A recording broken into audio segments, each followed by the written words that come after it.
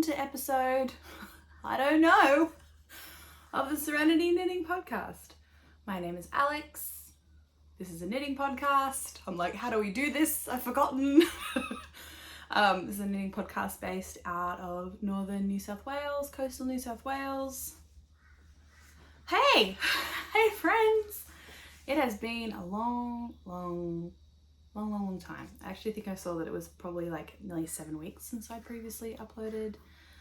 I have been super busy. I even think I said at one point I was going to do a little knit and chat with me video, and then I got sick and that did not happen. Thank you to everyone who sent questions that I didn't answer, and then I lost the questions. If anyone can tell me how to find those in the Instagram, I've tried. I remember a few of them, and depending on how ridiculously long this video might end up being, I might answer some of them. If I remember a few of them. Anna, I remember your McLeod's daughter question because that one I laughed. I don't know, Agnieszka asked a few too. Actually a few people who I recognized from the previous video, which was so lovely. Anyway, welcome if you have not been here before. I think I said my name's Alex. I might have said that. I will 100% talk about life and some stuff, again, depending on how long the video is. I have a lot to show you. I think I would like to start off by acknowledging it's 1,000 degrees, like 1,000 degrees. It's probably 34 degrees Celsius. I don't know what that is in Fahrenheit, but fucking hot would be. I think that's the technical conversion. Yep, I think there's a decent chance I will need to pause this video.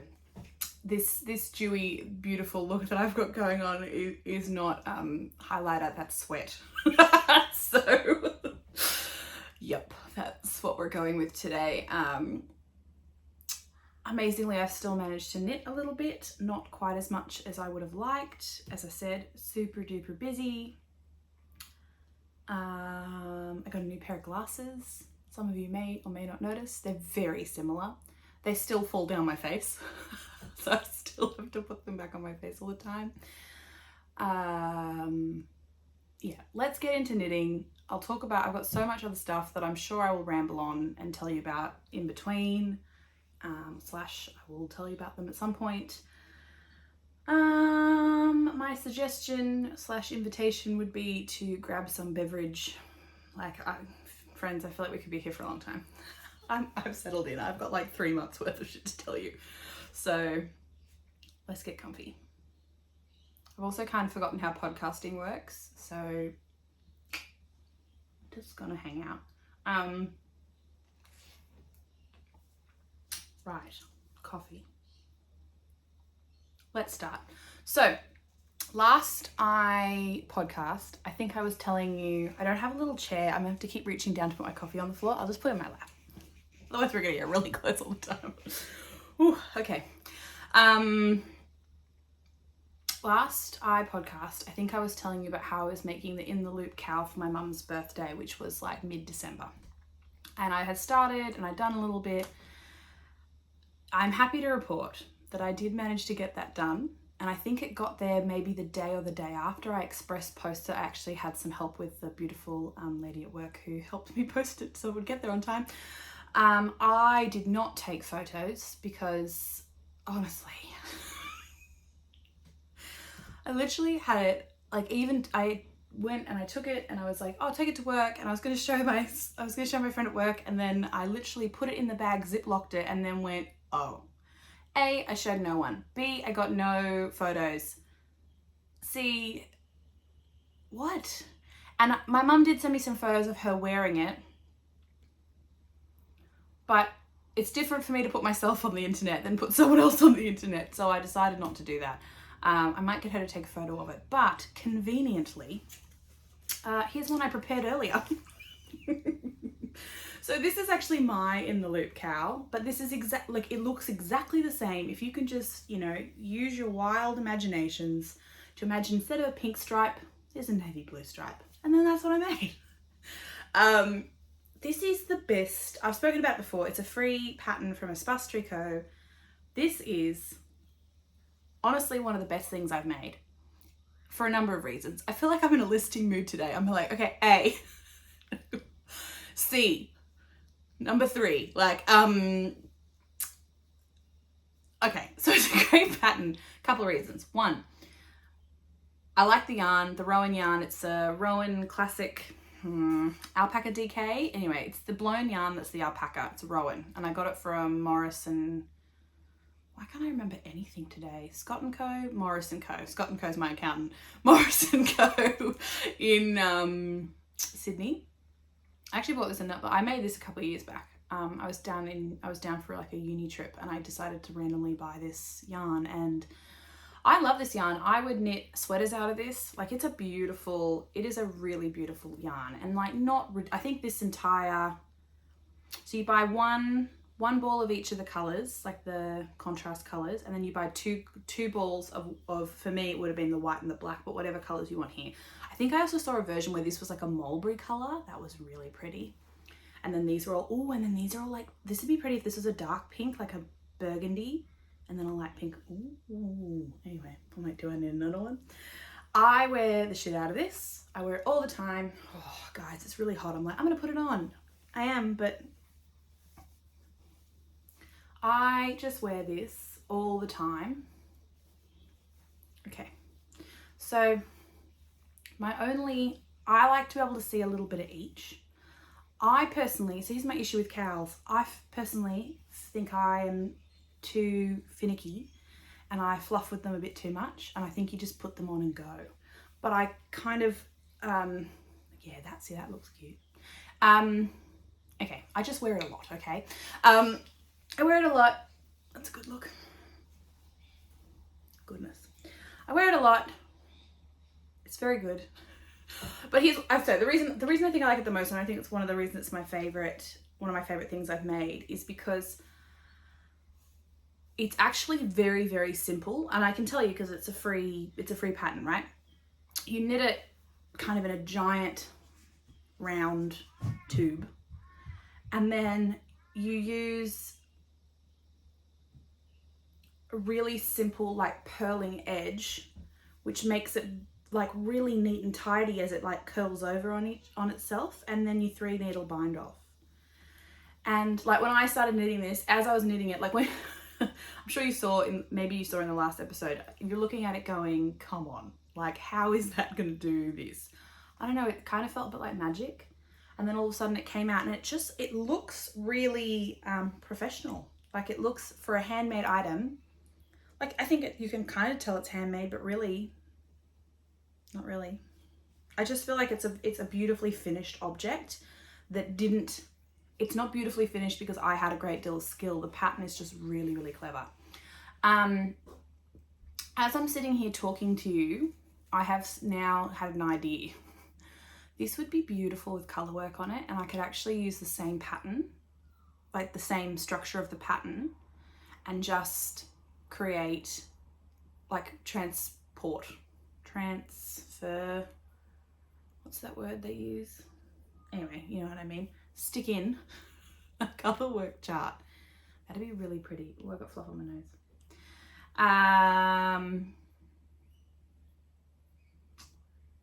This says it's a DK weight yarn, and I did knit this on, oh, I don't know actually.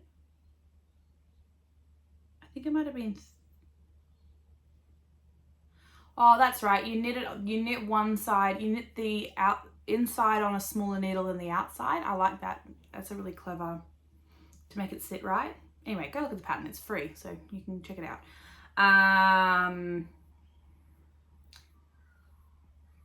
I think you might even knit it on a 4 and a 4.5, but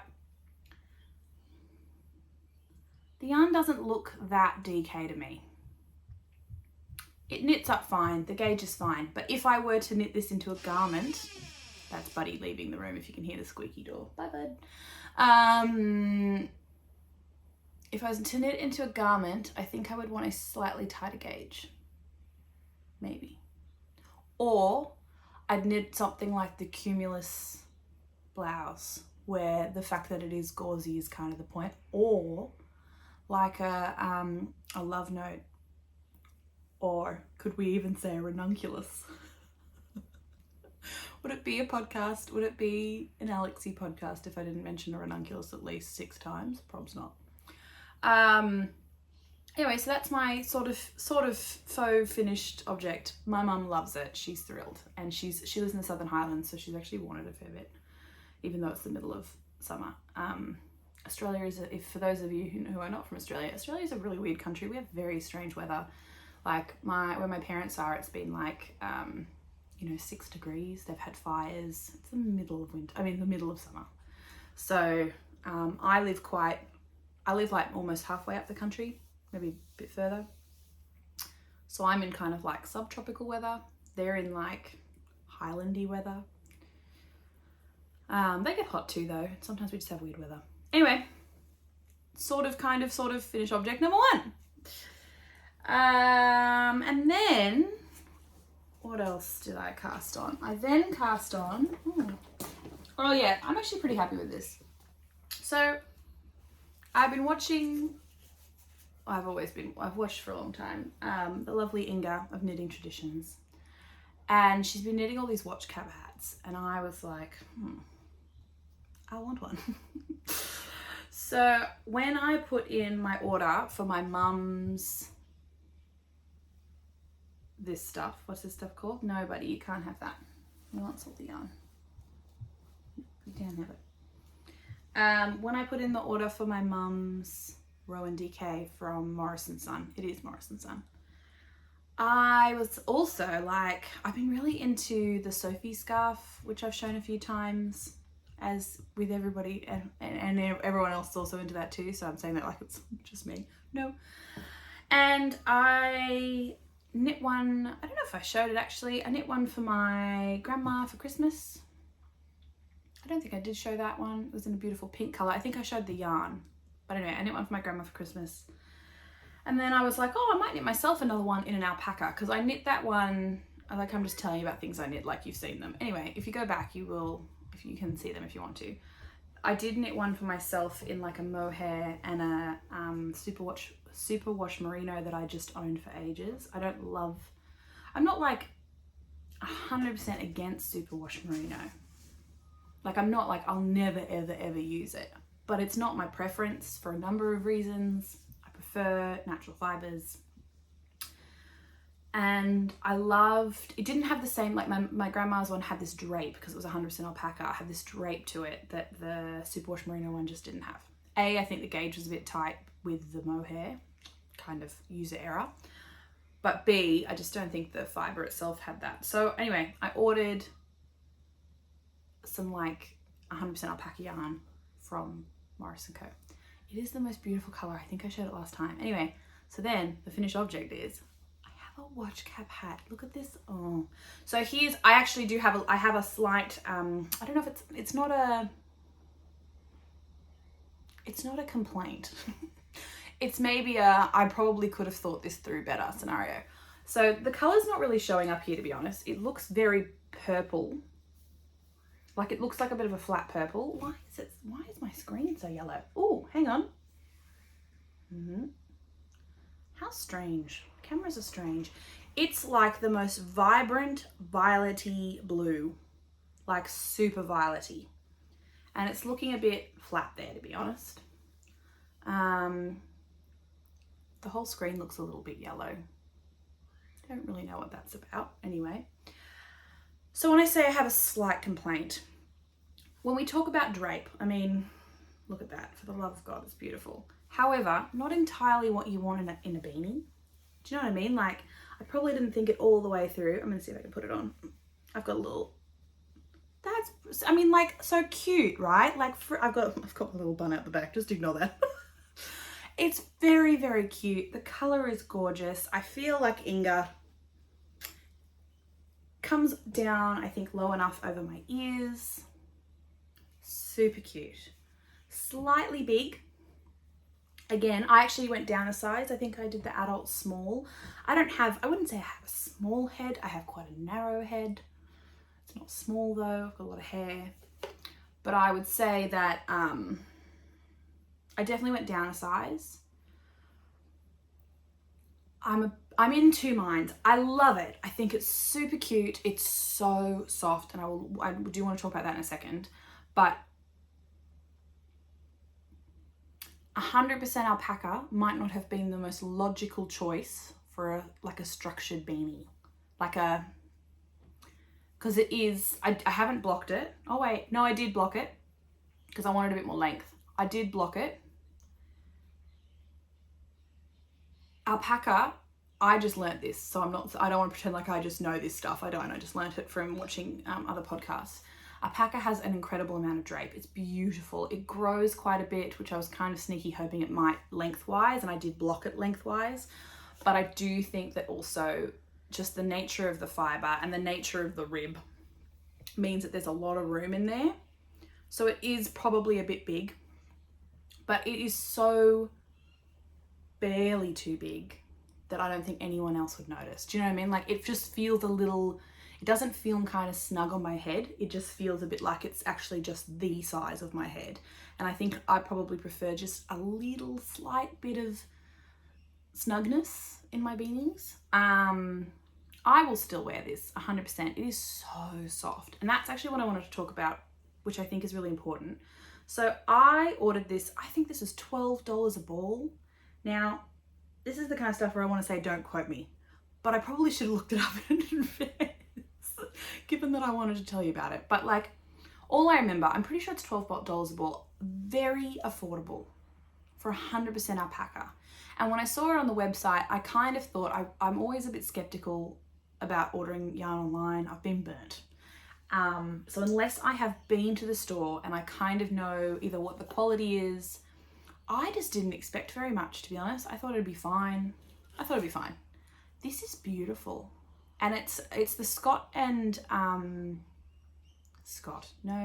Morris & Sons own brand. It's called Maya. It's an 8-ply, 100% alpaca. I don't know what they're doing to this, but this is beautiful. Like, I would have, oh, I've got fluff on my face. Gosh, so frustrating. Yes, I get a European accent when I'm frustrated.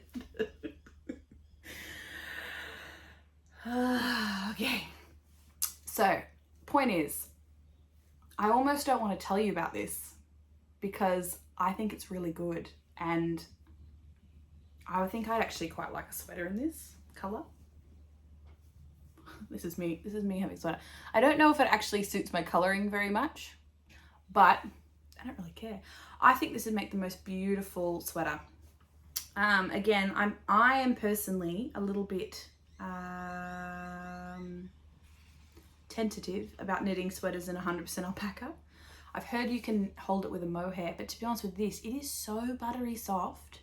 And it has this really lovely, this colour in particular, I don't know about all the colours, but this colour has a bit of marling to it, where it's not flat. Like it's got a combination of, like, I don't know if it's the way that the dye has gone into the fibres or what the dealio is. Let's see if I can hold it up a bit closer. Oh yeah. See, it still looks super blue there.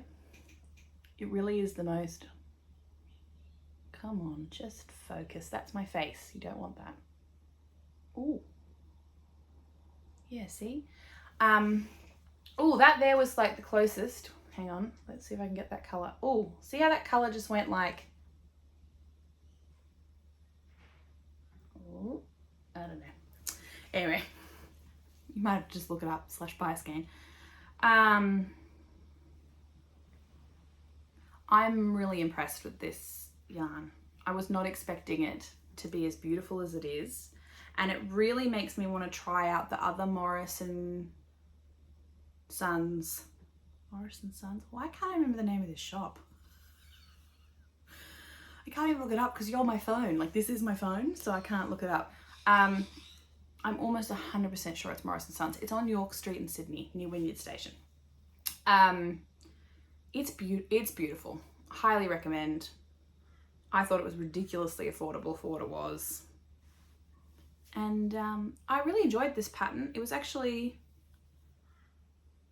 was difficult enough that when I said difficult, I mean it had a pattern, so it wasn't just plain stockinette, so it's not difficult at all. You can knit and purl, you're fine. knit, purl, slip, knit, knit two together. You might have to be able to use DPNs or magic loop to do the top part. But like, if you can knit a beanie, you'll be fine. But it had a pattern. So I feel like when my brain needed just a little bit of something, it was enough. But because I've been so busy recently, my brain really couldn't take on very much. Like I started all these color work projects and I swear to God, my brain could not even handle it. Meow. That was Buddy. If you just heard me meowing, I don't just randomly meow. I was returning my cat's meow. And I love it. So I'm gonna wear that. It's, again, way too hot. So I've literally just been putting it in my basket to show you. And yeah. Okay, next. Now this is the section called Carson, Stop Watching. Now on the off chance, she does occasionally watch, that my friend Carson is watching this, I need you to pause. And I considered just not showing this until after I sent it. Now if you choose to watch it, that's up to you. I'll leave it in your hands, but my suggestion would be to pause because it's so cute. And I don't know when to tell you to come back, but when you see me holding up, I'll tell you what I'm going to show you next. I'm going to show you a grey pastel striped sweater next. So when you skip forward and you see that part, then you know you've gone far enough. Okay? Deal. Okay. Go now. Okay. So my beautiful friend Carson from Carsley Handmade does have a baby. And he's very, very cute. Very, very cute. I'm assuming that the name is like public, but I'm not going to share it just on the off chance it isn't. I'm assuming she's told everyone, but like, it's not my job I don't want to share information that's not mine to share. However,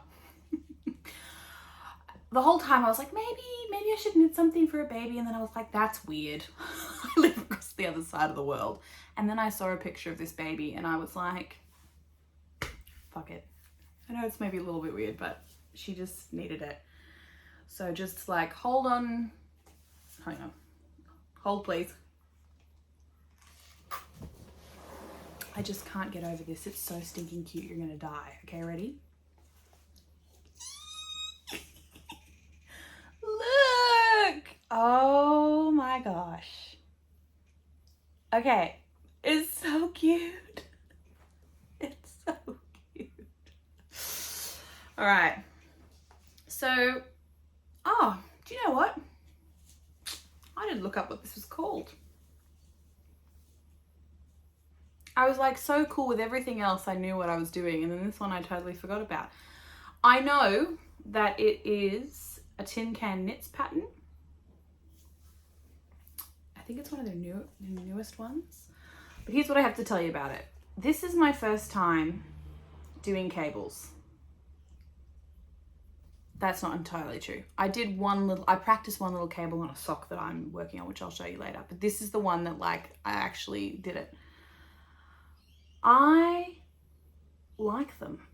They're a little bit fiddly. Oh, also don't mind that. I've got henna on my hands. That's kind of coming off now, but I feel like if I don't tell you that, it's just gonna look, you're gonna be like, wait, what? Have you noticed this podcast is just like all over the shop? If you haven't been here before, this is normal. don't be surprised. This is the average podcast. This is how it works. So, I just love it. So I knit it out of Merino Tosh Light, Mad Tosh Light, in the color Rye Bourbon, held double. You can get this color in a DK weight. But I had an entire skein of this that I actually bought for a Vertices Unite, which I did knit 75% of. And then I actually loved the pattern. I just didn't love the colors that I ended up choosing. So I ripped the whole thing out. I think that that's something that I'm genuinely really good at, is that if I am knitting something and either A, I don't like it, B, I'm not happy with it, C, I'm never going to wear it. Look at me making all my lists today. Must be the new year. Which I also want to talk about too later. Hopefully I remember. Yeah, I'm not afraid to rip shit out. I will 100% rip shit out. Sometimes I need to leave it for a little bit, or I might need to have a little tantrum about it, but I will rip it out. But this is the example of something that I ripped out, and I have this whole, I love this color. I have no idea what to do with it, but it is just very Carson-esque and her beautiful baby. So I'm going to send this off to the Americas at some point. I have a few other things that I want to collect and put with it. But guys, it's so cute. So tiny. I'm hoping it's going to be... for those who don't know, previous to my current job, I was a nanny for 12 years.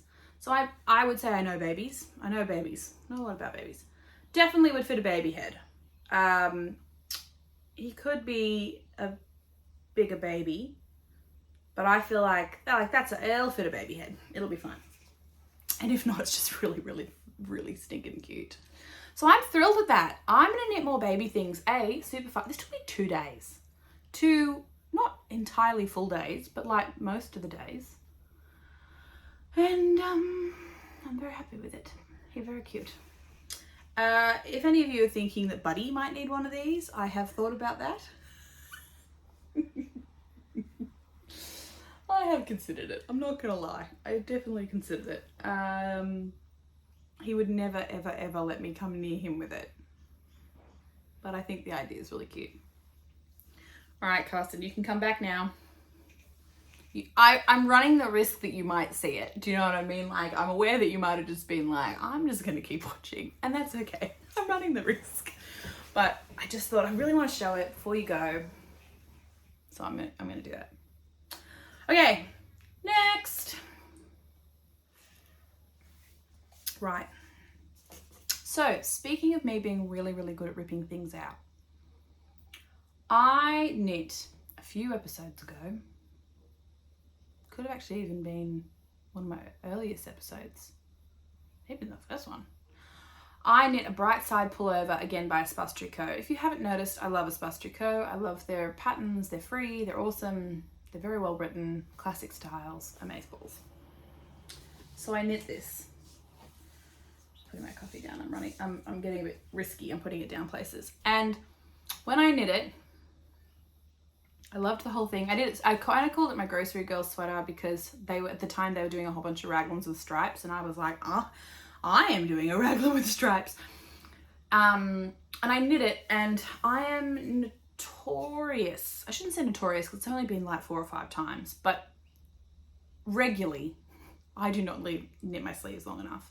I put them on, they get to like here, particularly if I'm doing like 3/4 sleeves. They get to like here and I'm like, awesome, 3/4 length sleeves. Someone, I don't remember who it was, some podcaster, it might have been, if I don't mention Caddy Jacks, Grocery Girls, and there's someone else that I've already mentioned this podcast. Knitting Traditions, Amy Palco. If I don't mention one of them, I'm not even sure. It's like bingo. Like we could play, I actually don't drink, but we could play a drinking game, a tea drinking game, coffee drinking game. Every time I mention, actually bingo would be fun. I know Caddy Jacks do actual bingo, but it'd be pretty funny if we played like I don't know, some kind of bingo. Because seriously, if I don't mention some of these people, if I don't mention a ranunculus, if I don't mention my cat Buddy, if I don't stop to take a pause to drink my coffee, like, is it even a podcast? If I don't forget what number we're up to, am I even here? If I don't remember if I've told you my name or not. Like, are we even here? Anyway. So I remember I was watching Caddy Jacks and they were saying when you test the length of your sleeve, you actually need to move your arm around because in life we don't all walk around like this. We actually like move. So I knit the sleeves. I knit them to what I thought was about 3/4 length. And then really, I even blocked them and everything. Really what happened was they came up to like, when I moved around, they kind of kept getting caught in my elbow. Nope. Annoying AF. Also, looked really strange. Like it looked cute when I put it on, but when I moved about in the world, at some point it kind of got really, I don't know. It's not like it's if that's your intended sleeve length and that's what you're going for, no worries. Oh, I'm getting a bit of a headache from my glasses. They're getting a bit tight. I got them to tighten them and now they're getting a bit caught. Anyway, concentrate. So, yeah. So I was like, this is not working. And I'd had the idea that at some point Oh, I just forgot to get a whole finished object. Am I going to pause you while I go and get it? I'm almost a bit like I can't be bothered to pause you. Do you just want to wait here? Would that be I'm just like, hey, you guys just wait here. Hang on, I'm going to go get it. I'll finish telling you this story and then I'll go and get it, okay? I'll pause it and go and get it. Okay, cool. Okay, cool. Like you agreed. You could be yelling going, no, we don't really care. I think you do though. It's like the best one too. Okay. If that's so I was waiting to finish the Lento that I forgot to bring to show you. So I was waiting to finish that to make sure I had enough yarn. And then I thought maybe at some point in the future, I will lengthen the sleeves. And I did. It's my little project the other afternoon. So when I finished the Lento, and I didn't really have anything else to cast on, which I do want to talk to you guys about as well.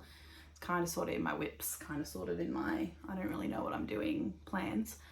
I didn't really have anything to cast on immediately. I didn't really know what I wanted to do. I feel like I'm finding it with work. I'm so tired and or busy, and I love my job. It's not a bad thing. Love my job, but I'm so tired and or busy that often I don't have a whole lot of knitting mojo / time / it's 1,000 degrees. So I'll be honest, it can be a little, I've been doing a lot of adventuring, which if you follow me on Instagram, I think I'm just the Serenity Knitting Society on Instagram.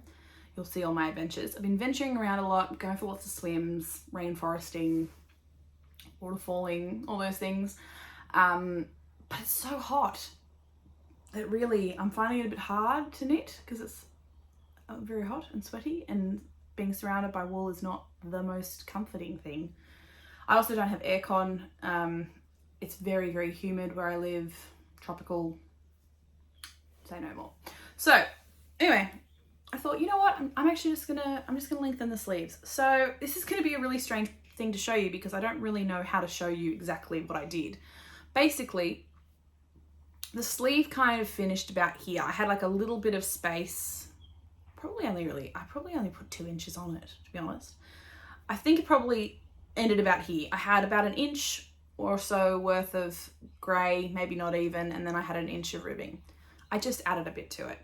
I could have added another stripe. So in the stripes, I could have added a purple stripe up here. I actually just decided to keep it simple and not do that. I was going to talk about something else. This is just going to follow me down the garden path, friends. I've decided for people, I don't know if I said Happy New Year or anything. I don't know, New Year's are a strange thing for me. It's not that I don't like them. I think they're great, but there's also part of me that feels like, yeah, I don't know. It's a strange concept. And I think that in the past, I've always had this thing where it's like, new year, new me, or new year, here are all the goals I want to achieve. And do you know what? I love about the new year that people feel like it's a fresh start. People feel like they can, like create these intentions. I love that. I definitely have some intentions, one of which is why I'm telling you this now, because I just said one of them. And also, you know what? Like, I'm good. Like every year I'm like, here are all the things I'm going to do to improve myself. And actually, you know what? This year, I'm okay. Like, I'm just, like this year, yeah, I don't know. I'm not suggesting that I'm not working towards continual growth. That's like a real, that's like a lifelong thing for me, is about development and growth and deepening my experience as a human being. That's why I'm here, but I think sometimes I've had negative connotations of being like I spent years where I was like, okay, this year is going to be the year that I like lose all this weight and like get a new skincare routine, and like it's great, okay, but I feel like sometimes it was an opportunity for me to tell myself what I wasn't doing well, and like I think I just use it as a backwards way of criticizing myself. And this year, I've decided I'm good. I'm good. So I have an intention. My intention for this year, and like my little mantra, is keep it simple. I have been practicing that. It is going to be a practice. It's going to be a practice and intention, because it doesn't have to be perfect. And I've already had moments where I've been like, oh, we overcomplicated that. So keep it simple is my mantra. So as part of that, I just went, you know what? Just knit it grey. It's fine. No one's gonna know. So now I will put it on. I love this sweater. I think I need to knit more fingering weight sweaters. I don't think I like knitting them as much as I like wearing them, but I didn't hate knitting this. In fact, it happened very quickly. Now it actually does sit at a 3/4 length. I move my arms around, watch me swing them around, and actually it really does sit at a 3/4 length. So I think that I will wear this a lot. I think it's super comfortable. I would like to knit something similar in a, I knit this in Biches, Le Petit, Lambswool. I can't speak French. I have an Australian accent, so we butcher everything. I would like to knit something similar, but in something that might be a bit more work appropriate. I love these colors. I love the pastels. You know I love the pastels. But I'm thinking like maybe a burgundy, or a deep forest green, or like even a really tealy teal, and to be able to wear it to work, because it's a really nice, it's a really beautiful piece. I'm thinking about either knitting it in again. The Biches have beautiful colors, or Durarum Natura have beautiful colors, and so does Rauma. Rauma is a beautiful yarn. If you haven't knit with Rauma Phenol, I think it's a sport weight technically, but you can knit it at a 4-ply gauge perfectly. If you haven't knit with that, I think it would be my #1 recommendation. Everyone knows I love, again, bingo, Sonda Yarn. I love Sonda Yarn Co. If I could knit everything in that, I probably would. Like I just love it.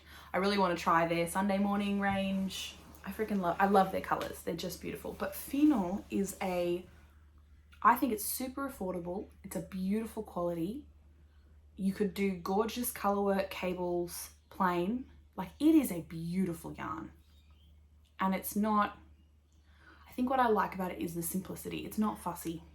It has I would say it's a rustic yarn. It's a Norwegian yarn. Norwegian? Oh, I did this last time and I couldn't remember. I'm almost 100% sure it's a Norwegian yarn. You can buy it from Little Woolly Makes, which is a Melbourne store. They have a beautiful, massive range of colours. I think it's like $12-ish a ball. I've knit so much stuff out of Rauma Phenol. I might even have something here that I've knit out of it. Hang tight. You know what? I think I'm missing a project bag.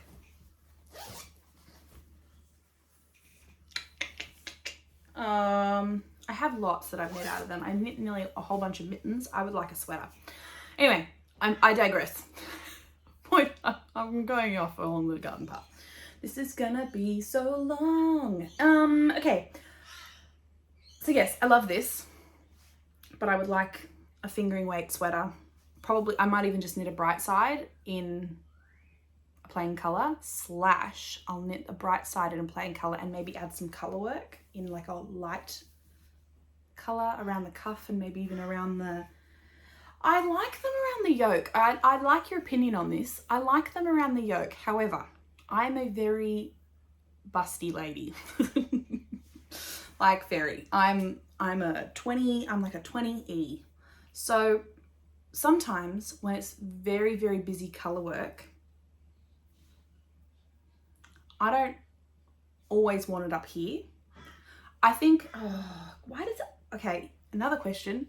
Why does fiber always get around your nose? Like, it can't get up here. Do you know what I mean? Like, it has to be around my nose. Okay. Sometimes I feel like you guys see the weirdest side of me because technically I'm in my room alone, but then I upload this for thousands of people to watch. And I think I forget that when I'm actually filming, and then all of a sudden I'm like, 6,000 people have seen this? Holy shit. I should have been much more normal. Anyway, maybe you wouldn't like it as much if I was pretending to be normal. So, colour work around here. I do love the Birkin sweater, still want to knit that. That's actually originally what I bought these colours for, but in the colour work, there wasn't enough contrast for the colours, so I still want to knit the Birkin sweater at some point. I just haven't decided what colours I would like to knit that in, because I don't think like a cream with colourful would actually be something I would wear all that much. Maybe a grey and a colourful, like a deep colourful. Anyway, that's just on the pause. I actually own the pattern. I don't love buying patterns and then not knitting them. I like to try and be very intentional in what I purchase, both yarn wise and pattern wise. However, I bought it, it didn't work out. I'm just gonna let it sit there. I will find something for it.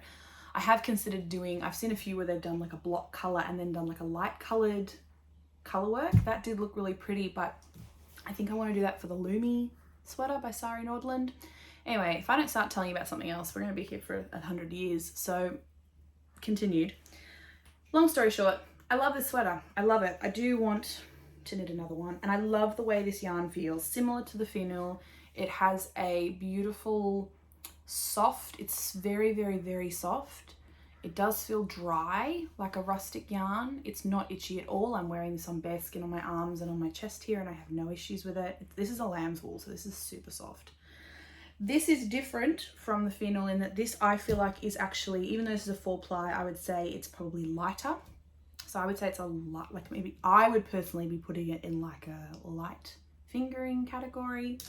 I feel like there's more, it definitely blooms when you wash it, but the finial has more of a consistent stitch texture, whereas this is a bit more, I don't know, it's like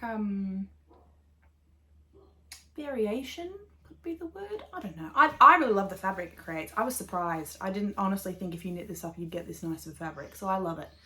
I would definitely knit this one again. I love the colours they do. Also, might as well tell you about this now, in line with my keep it simple mantra for 2023, I also have like someone said, oh, yeah, I'm not super great at the like, oh, New Year's, I'm not really great at those things, but someone said if you had to have a word for your 2023, what would it be? And it came to me like instantaneously, which I just love. It was a very intuitive, this is what we're doing. And I did want to share it with you because I think it's an intention that I want to transfer into my knitting, but it is like an intention across the board. And I just saw a piece of fluff in the air and I was like, had the urge to like, then I stopped myself and then I did it anyway. Watch me. My intention for 2023 and my word is feminine. And you might be thinking to yourself, Alex, okay, you're already very feminine. And I think that there's an element of truth to that. And this is where if you're not interested in this, feel free to skip forward. I've got more knitting content, but this is woven into my knitting practice, right? I am very, very interested in the way, I'm very, very interested in the concept of feminine and masculine energies. And for me, I feel like a lot of my life has been in this masculine of productivity, doing, high energy, kind of ambitious, and even, to be honest, probably, like needing to be logical and rational and like, prove something. I don't know. There's just something in that for me. Might not be articulating that super clearly. And for me, this idea of femininity, not even femininity, but this feminine, I really would like to I feel like I am genuinely a very, very feminine person, but I don't always allow myself to infuse that in my day-to-day life. And I feel like part of what I like about this podcast is I feel like it comes across in the way that I grab the tangents of different things and roll with things. It comes across in the way that I love creating beautiful items and the slowness of it and the intentionality of it, but also the spontaneity of it. And I don't know, there's I think there's something for me about dropping in to that kind of feminine space of like intuition and softness and openness, and so that's a big intention for me, and I'm hoping to infuse that concept of feminine into my knitting practice, which I don't know, I feel like there's been this movement, and even this podcast for me has created this sense of like, I need to make stuff, I need to make videos, like it has this kind of like and I just thought, you know what, it's just like, at one point I thought, am I gonna have like, I haven't released a video for 7 weeks, does this mean I can't have a podcast anymore? No, I just upload whatever the fuck I want. Like, yes, sure, YouTube algorithm might not like that quite so much. I imagine people, you know, some of you who are watching might prefer to have things a little bit more regular.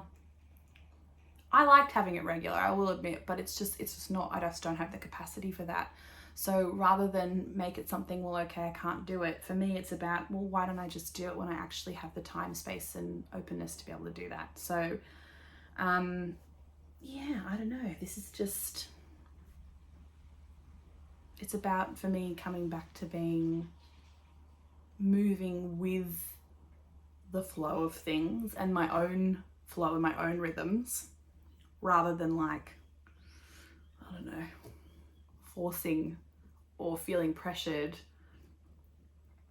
or creating, even creating for the sake of creating. Do you know what I mean? Like casting something on because what if I don't have anything to show on a podcast? Okay, great. Doesn't really matter. Do you know what I mean? I don't want to cast stuff on just for the sake of casting things on. I want to be genuinely really inspired. Sometimes I do just need some vanilla socks to cast on. Don't get me wrong, I'm not saying there's anything wrong with that, but I think that's, anyway, I'm going off on a tangent. Point is, that's just where I'm going for. And I feel like, this idea of feminine, like, I don't know, I think we're told in the world that being feminine and being soft and being open is somehow weak. And I just cannot think of anything stronger than just being really grounded in that sense of, I don't know, truth and, this is getting real spiritual. I know this is a knitting podcast, but if you're here and you're still here, this is just kind of part of the deal.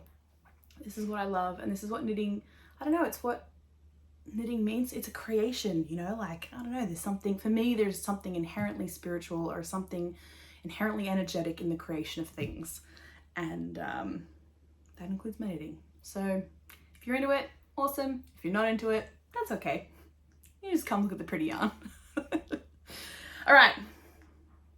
I'm gonna go get my Lento. Wait, feels like a weird place to pause it.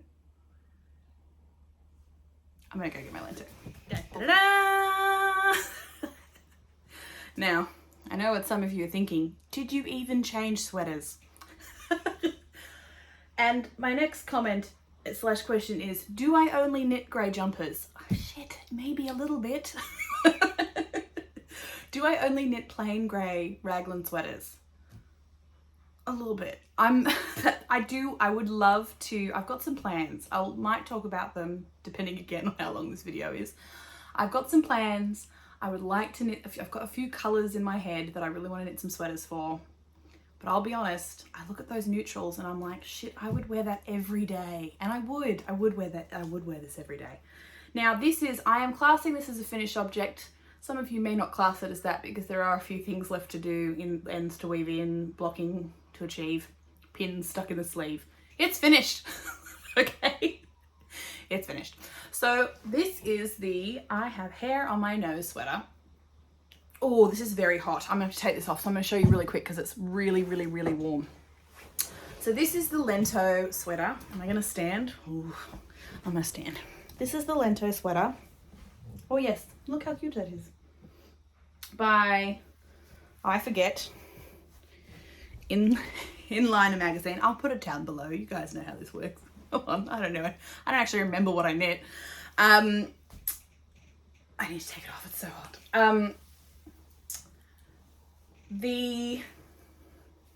This was the beautiful sweater that the gorgeous Catherine of Bed of Roses. So some of you might remember. I will put the sponsored sticker on this one because I am talking about something that was gifted to me. So the beautiful Catherine, a few episodes ago, gorgeous Catherine of Bed of Roses gave me some gifts and also sponsored a beautiful giveaway. And the gorgeous, I think it was Kimberly of Coastal Storm Knits won the giveaway. I was so excited to see what you got. Thrilled.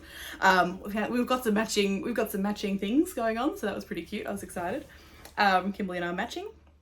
But when Catherine sent me this gorgeous box, she sent me, I'm just always going to show it to you because I use them all the time. So I think I said this in my last video, in future, I won't keep putting the sponsored tag on the, what are those things called? Project bags, because I'm just going to use them in every video because I use them all the time now. So I'm telling you I was gifted them. They were gifted. This one I will because I'm talking about the yarn that was gifted as well. But they were definitely gifted, 100% transparent. But if I put it on every single video, it's just going to, I don't think I need to do that. So I'm just, if there is a reason I need to do that, feel free to let me know. But I just think, otherwise I'll just put on every single freaking video. It'll be exhausting. So she also gifted me some Alpaca Laine yarn, and which I think I might actually have some balls of here, so I can show you what the actual yarn looks like. Yes, I do. Here's some I prepared earlier. Some Alpaca Laine. She gifted me 6 balls of this, which she does sell in her online store. And I held it with the Biches light grey, which I bought from Sunspun Yarns, which is in Victoria. Yeah, look, my henna was really cute, but it's starting to wear off. Anyway, now it just looks like I've got stuff on my hands. So you might remember in the last video I was telling you about this, and I was like, Amy Palco and the Craybear kind of offhand mentioned that they might do a Lento cowl, and I took that as we're doing a Lento cowl. And so I started making a sweater for a Lento cowl that did not yet exist. You will be happy to know it now does exist. So it's called the Let's Lento Cowl, run by Rebecca, the Craybear, and Amy Palco. I would really, really, really, really, really recommend you join this Lento cowl. I've considered joining a second time. This is not actually in there. I'll be honest. As far as I'm concerned, I was in the cowl. I just did it before the cowl actually started. I'm not obviously going to enter or anything, but as far as like saying that I did it, I'm gonna be in it, okay? Because I knit a Lento for Rebecca and Amy. Now, what you might notice, so the pattern was also gifted to me by Catherine. She was like so ridiculously generous, guys. She's really, really generous. You might notice that this actually looks nothing like a Lento. Like if you looked at this sweater, you wouldn't think, ah, yes, Lento. I basically changed everything about this. So I'm including myself in the cowl that didn't exist when I actually knit this. In fact, I'm pretty sure that it was like it started 3 days after I cast off. So I was just early. I was very excited. I really wanted to be part of a cowl with Rebecca and Amy. And in doing that, I think I accidentally didn't become part of the cowl, but I'm in it. So the actual Lento has a folded neckline. I decided not to do that because, again, I have a large bust. I thought the folded neckline might look a bit intense. I do think in the future, if I were to knit another Lento, maybe one that was a silk mohair and fingering, I might try it. And maybe what I would do is I would just have I'd probably cast on a few more stitches, maybe even make it in a bigger size, so that rather than being like really close here, the folded neckline might come a little bit lower. So I'd still get the fold and like the beautiful finish, but I'd get a slightly wider opening. I think that would look okay. But with this yarn combination, which already is beautiful, like would recommend, basically it's alpaca and lambswool, brushed alpaca and lambswool. Freaking amazing. I just didn't feel like it was, I didn't feel like it was going to do anything for me. Do you know what I mean? I just felt like it was going to look really chunky. So I did that. I just did a 1x1 neckline. Oh, I got some makeup on it. Bummer. It's all right. I've got to block the other sleeve. Second of all, other modifications I made. I definitely modified the raglan. I think at some point I realized it was getting too deep and I just stopped. I would say this probably is a little too deep for me. I don't really mind. I'm not gonna, it's not like deep enough that I won't wear it. It's not deep enough that I feel uncomfortable in it. It just, I think that the sleeve actually is too big. I think I have a lot of extra fabric around my arm. I have quite a large arm circumference, but it just feels a little bit too big. Here are my markers to count my increases. I'm leaving them in just in case, which I'll explain in a minute. I also decided to do a longer rib cuff. Again, in hindsight, I would have actually liked to have had less. I would have liked to have done it longer. I don't really like the ribbing part. I like the way a long cuff looked. I did decrease just before here. I knit 2 every 3 stitches. So I did knit 2, 3, knit 2, 3. I also did a split hem. So basically it's the Lento that's not a Lento in the Lento cowl that wasn't a Lento cowl. Basically this is how I knit. I just make shit up. So I did do a split hem. I did, I think I did like 2 inches, 2 and a bit inches on the front one, and on the back I did probably closer to like 3 or 4 inches. When I actually wear it, because of the way it sits, it doesn't actually look like it's quite as much of a difference. So things to tell you about this. I would have liked to have had this longer. However, I knit one of these sleeves 4 fucking times. Because first time I did this ribbing. Now, again, actually more things that I'd like to tell you. Look how neat. Why is this? Someone tell me, do I have neater pearls? The inside ribbing, super, super, super neat. Outside ribbing, no neat. What is that about? So I could have done, and I'll show you in another project that I'm working on, twisted rib. Sometimes I don't like twisted rib. I actually think it looks too neat and I want more of a chunky rustic vibe. So with this I just did normal knits and pearls. I do think it looks a little bit messy. I'm okay with it. The whole sweater's got this same vibe. No one's really looking that hard. And I think with this type of yarn combo, it's not super obvious. There's such a halo. It just looks like ribbing and it's fine. It's not really a big deal. I would have liked to have it longer, but when I first did the ribbing, I did it on a 3.25 needle. Too tight, didn't like it. It cinched in too much. I actually wanted pretty much a straight sleeve. I think I should not have decreased here. I think I should have just left it open. No biggie. Anyway, so then I went down to a 5mm needle, which is what I did this on. And I knit it.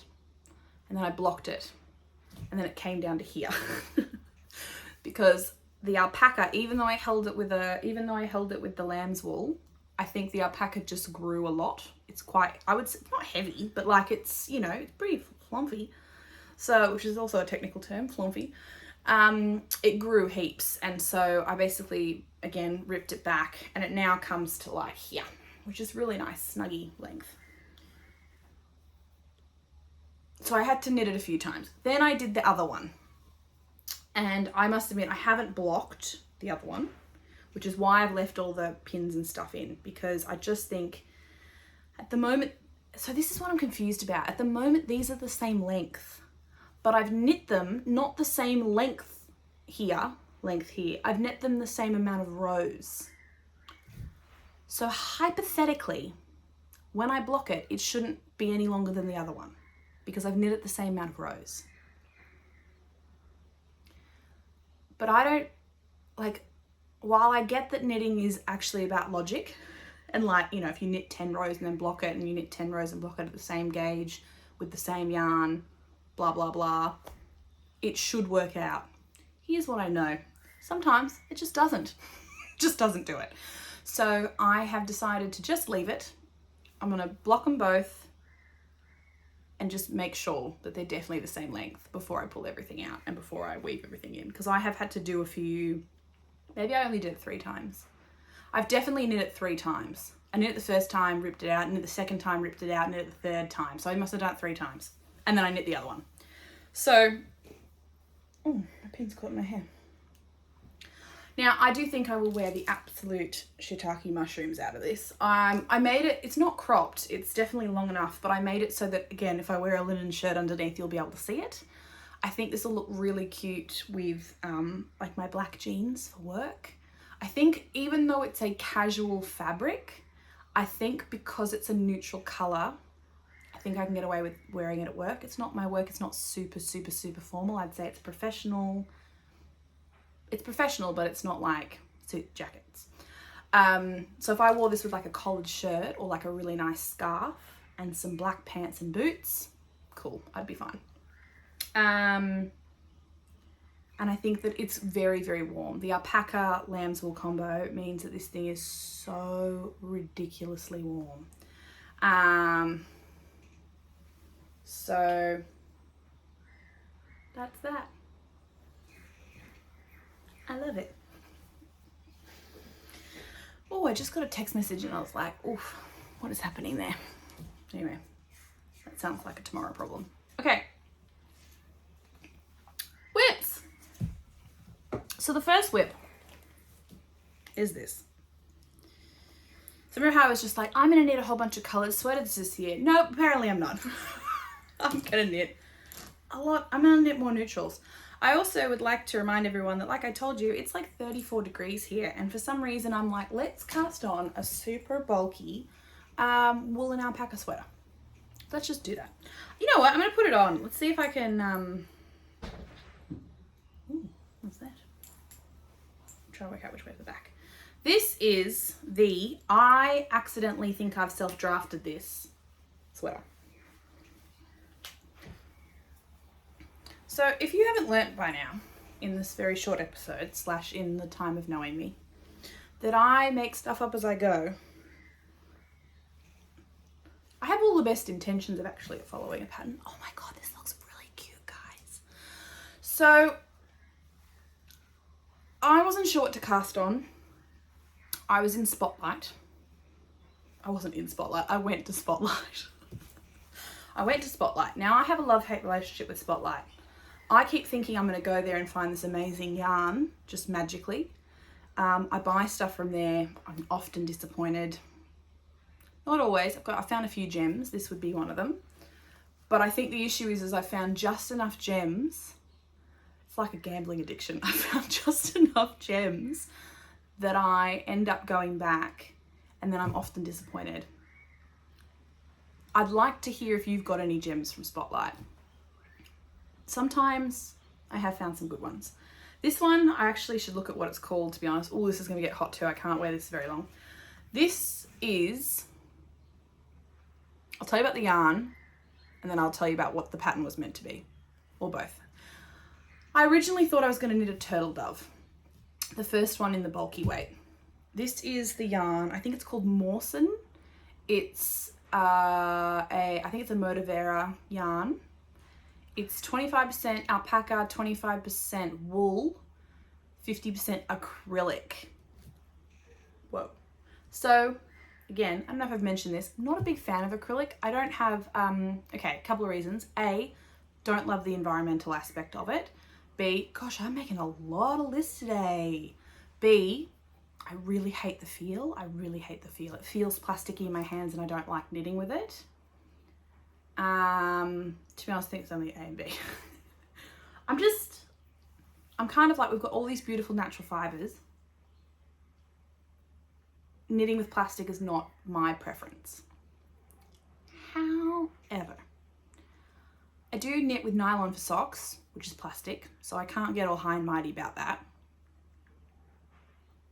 Also, I really believe that knitting is for everyone. Everyone. And just because I can afford to buy 100% natural fibres doesn't mean that everybody can. And if you get a lot of joy out of buying, like this sweater is going to cost me something like 50 Australian dollars to knit. Currently, I think I bought 9 balls of this. I think I bought them on sale, in fairness, but I think they're like $5 each. And I really believe that, like, this is not an exclusive club. It's why we call the Serenity Knitting Society. You knit with whatever the fuck you want, man. Like, you knit with whatever the fuck you want. I'm just happy you're here, you know? So for me, I think this is actually good. I think this fabric is beautiful. I think the acrylic might even help it. It kind of feels like a roving. I'm gonna take it off. It's so hot. It kind of feels like a roving, the yarn. I had actually knit with it before. That's why I bought it too, because I'd knit with it for a, can you see it? I can't tell. Nope, maybe, sort of.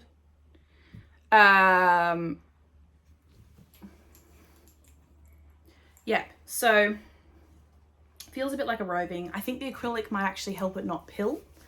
But really, it smells super sheepy. Like if I didn't know there was acrylic in here, I don't think I would know that there's acrylic in here. I might be able to feel it a little bit as I'm knitting, but really, it smells super sheepy. The color is like a beautiful oaty pale color. I'm really, like, the fabric's super drapey. I think it's really nice. Beautiful halo, I don't know if you can see that. Fuzz factor. Yeah, I think this is lovely. So it started off with the intention of being a turtle dove sweater. Very, very quickly, I noticed, because I didn't do a gauge swatch. Sorry, Jackie Geller.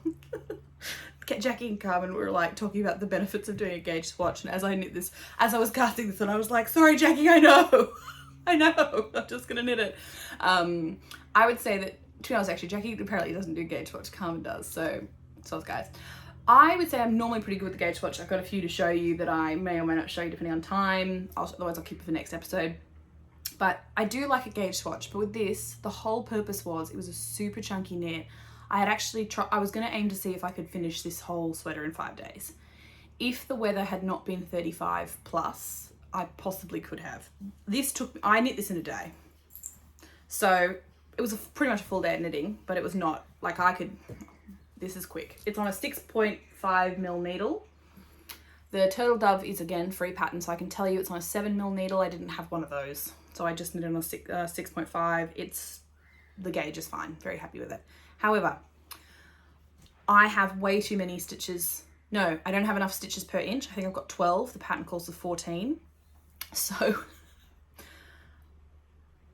what I realized very, very quickly was that if I followed the turtle dove's amount of increases, so I followed the basic structure of a raglan sweater, but if I followed the turtle dove's increases, it would be down at my navel before I actually split the sleeves.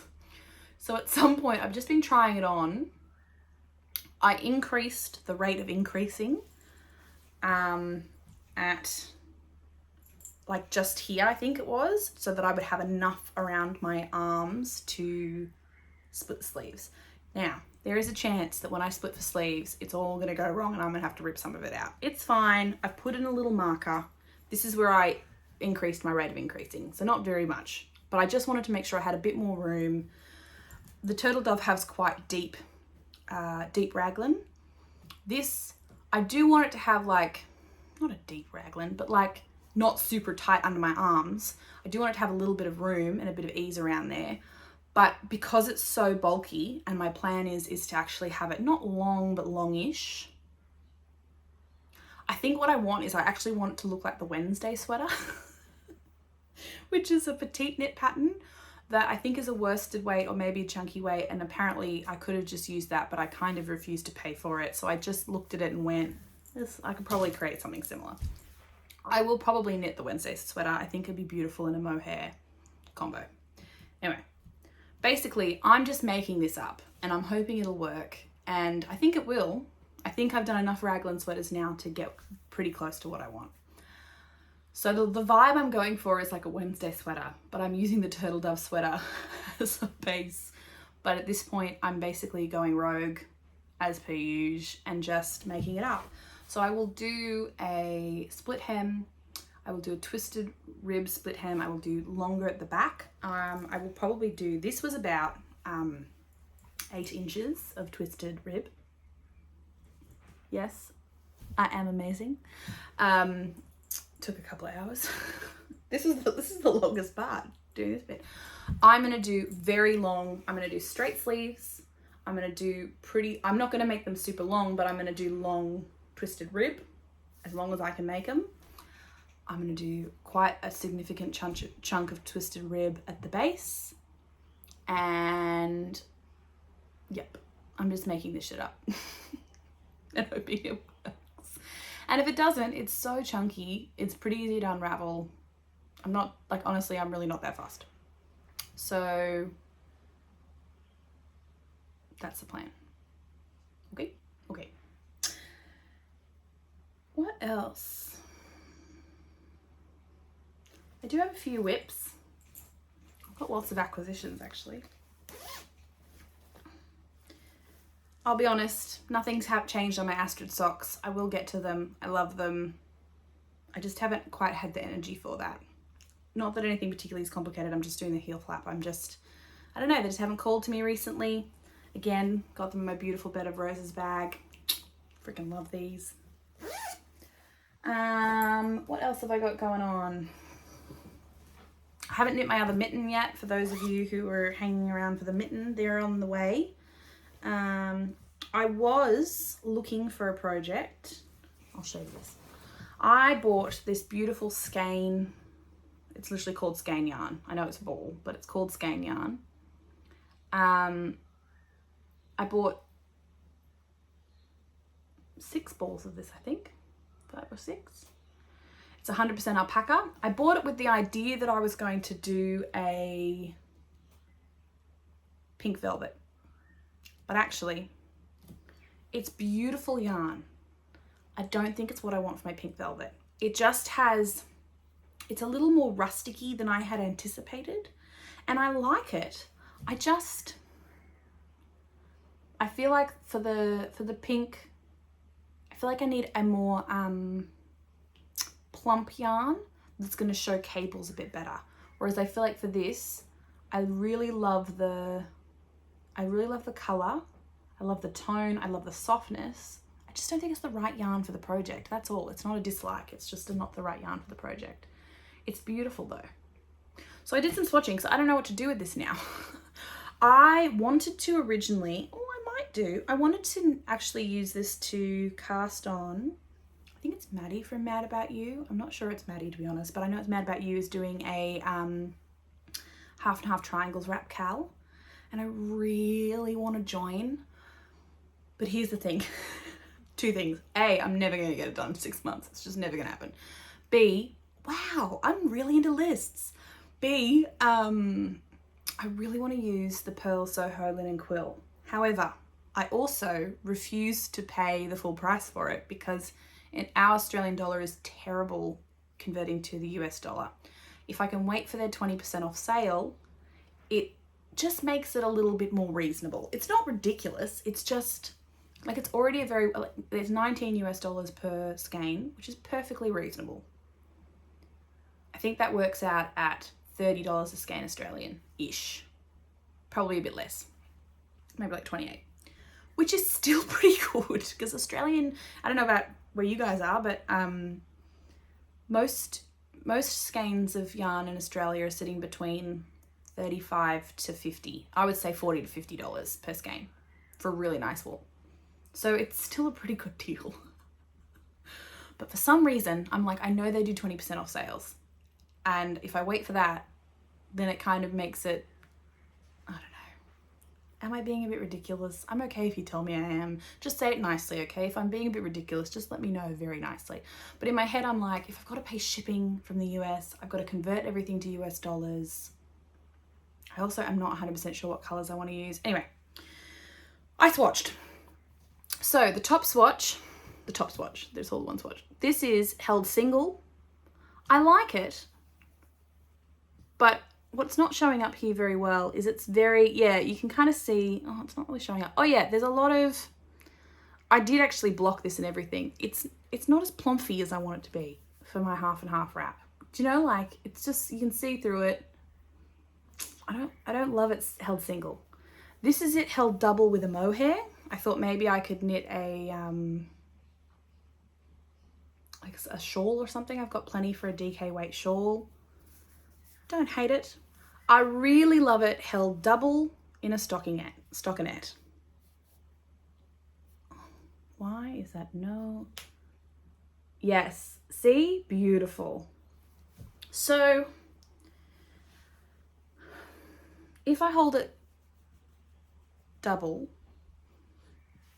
I've got about like 800, maybe a bit less, 800 meters or so held double. I could do, I don't know, I could do a Lento in that. Actually.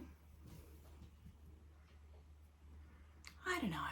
And then I'm a bit like, maybe this is just waiting for the right project for the right yarn. Like, I do try and be very intentional. Like I said, I try and be very intentional about the yarn I bought. I bought it with the intention of making something. It's just not the right yarn for that project. Beautiful yarn, not the right one for the project. So now I'm just sitting there going, I want to use it before I buy something else. But I also think that part of being patient and intentional is waiting for the right project to come to you. And with that in mind, I also have, what did I do with the swatch for that? I also still have my beautiful knitted and yarn in the colorway Yara. Also, if you've never been before, I love pink. Oh yes, I need a swatch for that too. So I did need a swatch for this single, not into it. Just wasn't doing it for me. I have a swatch with it held double. It's not showing it off very well, is it? Come on, you can do it. There. I just don't know. I was thinking maybe a Felix sweater. It's beautiful. I'm worried it's a little chunky, the color. Look at that color. I'm worried it's a little chunky. So here's the other thing though. I only think that because it's 35 degrees. When it gets cooler, I'm gonna save this. I also have a beautiful skein that the gorgeous Lily of Lily Untangled gave me in a blue. So I'm even thinking about maybe doing a Felix, but then maybe doing some color work on the sleeves or something. I want to make it a really, I think I told you about my intention to make it a Venus Aphrodite sweater. So I just think it's 35 degrees. And the thought of knitting anything with Swedish unspun, I'm so hot. I just don't think I can do it. So again, rather than make something for the sake of making something, I'm going to practice my feminine principle of waiting for the right thing to come to me. It will come to me. The right thing will come. The beautiful Jackie from, I forgot what their podcast is just called. It's just gone. Knitting a Good Yarn has provided me with ample ideas. Thank you, my friend. I have so many ideas, and I just feel like when it's meant to come, when it's meant to happen, it'll happen. I'm looking forward to some cooler weather in the autumn. This is my smallest little bundle. I bought a 500 gram bundle. So this is my smallest little guy. Just the easiest one to show you. So I'll be honest, I have those two, I have sweaters quantities for those two. And I'm just waiting for the right thing. I do like it. Stockinette held double. I could just buy more and knit whatever I want with it. It is beautiful. I don't know. I don't know if it's the weather. I don't know if it's just not the right project for the right time. I'm just hanging in there. I did have this mohair, which I thought about holding with it. Not into it. I'll be honest. This is Rowan Kid Silk Haze. I'm not sure if I'm going to buy this again. I bought it again on another try. I didn't use it to knit something else. it's just not my favourite mohair. There's nothing wrong with it. I just feel like it's a little bit, it feels a little bit plasticky and chalky in my hands, and I don't love that. And I feel like when I knit it up, I just don't get the luscious, I feel like I was spoiled. My first mohair experience was Sonda Yarn's Haze, and I feel like I have been spoilt. It's so beautiful. It's so beautiful. I'm getting my coffee. I feel like all mohairs have to be in that ballpark, and I don't know, just don't love it, to be honest. I love the Alpaca DK. Do not love the Kid Silk Haze. It's fine. It's just fine. I'll use it for socks, probably, that yarn. I really love mohair socks. Okay. Acquisitions. Y'all ready for this? If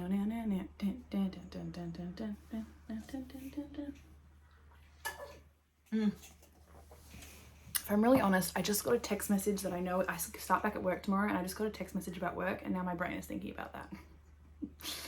It's hard to concentrate. Just want to acknowledge that if I seem mildly distracted, that's when my brain's going, oh, I don't have to do this. Whatever. Okay, so I have some purchases and a prize that I won. So I'm going to show you my purchases first. I went to, I've got now fluff in my eyeball. Come on. Oh, no.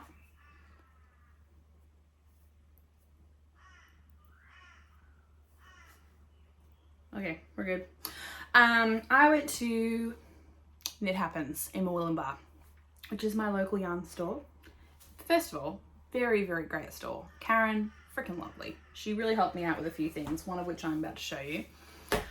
I purchased, this is over a couple of trips I've purchased these. I think 3 trips I've purchased these. The first is this beautiful skein from Knit or Dye. Now she is a Australian dyer. This is called Cirrus Sky. It's 60% wool, 20% alpaca, 5% silk, and 15% neps, which are the little tweedy bits. This was such a deviation for me. I'll be honest, I saw some pink on a website and I was like, I'm in there. I got there, people had bought the pink. Fair enough, I get it. This is a little deviation for me, but I'm just feeling a bit oaty. Now, I was told once that oat colours wash me out, so I haven't bought them. Do you think so? I can't tell. It's okay if the answer is yes, just be kind about it, okay? I'm open to truth. Just don't be rude. I'm knitting, this one is in like a pale oaty colour, and I think it's okay. I just think I need a bit of a lipstick or something when I wear it, you know, like greys are a bit more, oh, Alex, come on, it's not my own fault. I don't know, I'm getting cross at myself. I've got fluff in my eyeballs. I didn't put it there. Well, that's what it is, I suppose. So I would definitely say these are in the same colour family. I'll be honest, I have no freaking clue what I'm doing with this. There is a part of me that would love to do some DK cable socks, but I'll be honest, the silk alpaca wool combo feels a bit bougie for socks, but I just think it would be beautiful, like really beautiful cabley house socks. If you have any ideas, I'm very, very open to ideas. I also know someone who I think might really like this. So the other option is I could actually gift it, because I know someone who I think this colour would very much appeal to. Also, I just really like this label, because are we not all knitting or dyeing? And I get the pun, but still, like, knit or dye. It's like ride or die. Gangster yarn. Yeah, so thrilled with that. And then I bought about 3 books. So first one I bought is Ready, Set, Raglan. Now, hilariously, did not use this when I decided to knit the raglan sweater. This is a beautiful book. If you haven't bought this and you are considering learning how to knit a sweater, if you've never knit a sweater before, I would recommend this. If you are beginning to knit sweaters, I would recommend this. If you like raglans, I would recommend this. If you like worsted weight sweaters, I would recommend this. I like a lot of the ones in here, but the one that really, really, really caught my eye, and I will be knitting, in fact, it could even be one of my next cast-ons, is the, trying to get the picture without the Woodwardia sweater. This is knit in Durarum Natura Gilead, which is a 10 ply yarn. I just feel like it's not the best photo, but see how you got these beautiful details in the raglan? I love that. I think it could be beautiful. I would ideally like to knit it in the color Merlot, which I think would be amazing. I could also knit it in quartz, but let's be honest, pink. I love pink, but I think this would look amazing in, they also have a color called Foray. I think it's called Foray. Could be called something else, but that's my terrible French. Foray, which is a deep foresty green, amazing. Merlot would be beautiful. The only thing is the stitch, the raglan is less, I definitely think in a dark color, you're going to all this trouble of making these beautiful stitch details and you wouldn't really see it. But I think I would look really good in like a deep Merlot color. As you can see, I'm into it at the moment. I'm just having a bit of a red moment. So that one's beautiful. The other one I really like is, that color remind you of anything? I like the, can I show you that without, can I show you the color block without showing you the pattern? No, I can't. So this has a color blocked one where it's, yeah, you can kind of see what it would look like. I think that looks really cool. So I love that too. But I think a lot of these, you could just add a color work motif to the base. You could, I love this too. They show you about like different ways to color block and to take photos, like take inspiration from photos. Like this is just a beautiful book. I think the Grocery Girls said that they might do a cowl related to this. Ooh, see that one's pretty too. That one has that one's in garter, which would be a bit of a pain in the ass in the round. But it's got, is that the one that has the, nah. There's one that has, there is another one that has a cable raglan increase, but this is held with a mohair. That would be so freaking squishy. Okay, point is, freaking love that book. Really, really recommend it. I think they might still have copies at Knit Happens, but you could always message Karen on Instagram and I'm sure she could either find them for you or she could let you know where else might stock them. In that same vein, I messaged her at some point and I saw that she stocked Pom Pom and I was like, hey, would you have that really pretty pastel issue that everyone and their dog wanted? I didn't buy it at the time. I just really wanted it. So she ordered it for me. Look. Oh. Okay, can I... Now, look, I'm aware that everyone and their dog has already... Like, I'm the last to this party. Do you know what I mean? Like, and I did see it online. I'm aware I'm the last to the party. But here's what I would just like to say about this particular shot. This is so gangster. She's like pastel frills, like gorgeous flowers, hydrangeas, tattoos. Like I would like to embody a little bit of this vibe. I don't have any tattoos or anything, but she, like, this is the most beautiful shot and she is so gorgeous. Like, she's like, look at me in my pastel frilly sweater. Also, I could totally ruin your life and cast a vendetta on your children. Like, while seducing you. She just looks so cool. I just think this is the most beautiful. Yeah, I'm not going to talk about this too much because I feel like every other podcaster on the planet has already discussed this at length. I just think this is beautiful. I've never owned a pom-pom before either. I'll be honest, I imagined it to be bigger than this, and I don't know why that is. I imagined it to be slightly bigger. I think I would need to photocopy a pattern to make it big enough for me to actually see it. I am not well sighted. Now, I'm going to try and show you this without actually showing you the pattern. I like these socks. Some of you might remember that I was gifted some beautiful yarn from Rainbow and Sprinkles. I'm thinking these socks, I've been waiting for something awesome to do with them too. And I think these socks might be a goer. Ooh, yeah. Ooh, yeah, because I have the peach one left and I could do the peach. Okay. So that one's called Reverie by Alison Lutz. But there's just a whole bunch of beautiful things in here. I just can't, oh, look at that. I don't even know how one would knit that. Look at that. I'm sure it'd be like mosaic knitting or something, but it's so beautiful, but I just don't even know how one would do that. I also like the cover one because I think I've seen this cover one without the ruffle.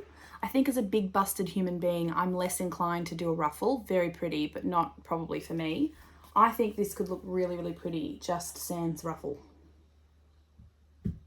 Anyway, I would also like to, at some point this year, just do a plain raglan sweater or something with like some simple lace in a speckled yarn. Pick a really beautiful speckle, maybe do like an autumn leaf pullover, something that just really shows off the speckled. I do love the color Scar, I think it's called Star Scatter. It's a Madeline Tosh color. It would be, I think it is a superwash merino, her colors. Or they do Tosh Vintage, which might still be superwash, but that's a 10 ply. But that's, it's got a cotton in it, I think. That color is beautiful, but the black speckles, I don't know, I have a love-hate with black speckles. I like them when I think I see them, but when knit up, sometimes I don't like them as much. I think I've seen some beautiful ones. Three Cats Yarn has a beautiful color called Lilac. That would be lovely in an all-over sweater. Pink again. Yeah. So that's that. And then I also got, and I must admit, I haven't really looked through this one yet, to be honest, even though I bought it the longest to go and I've got some pen on the front. I bought Yarnology. I've never bought it before.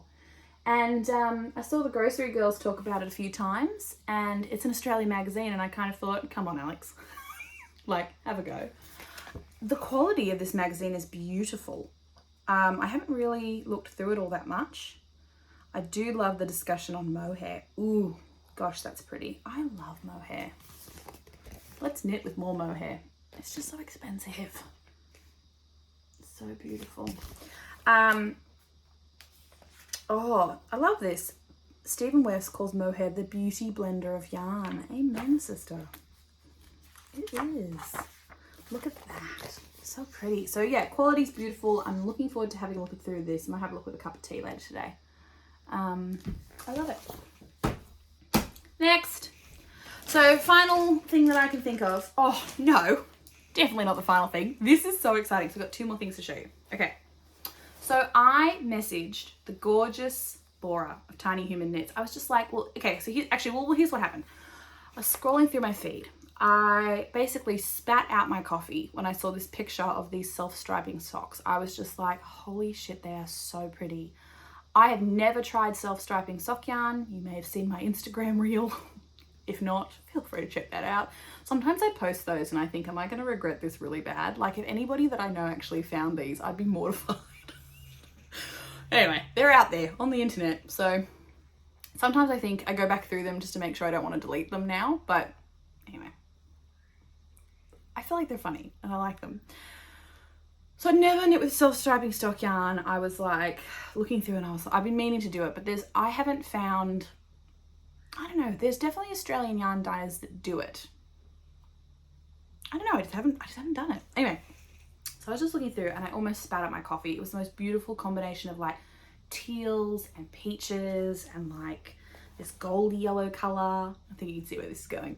Anyway, so I just commented and I was like, oh my God, that is stunning. I'm gonna sneeze. Okay, I was like, oh my God, that's stunning.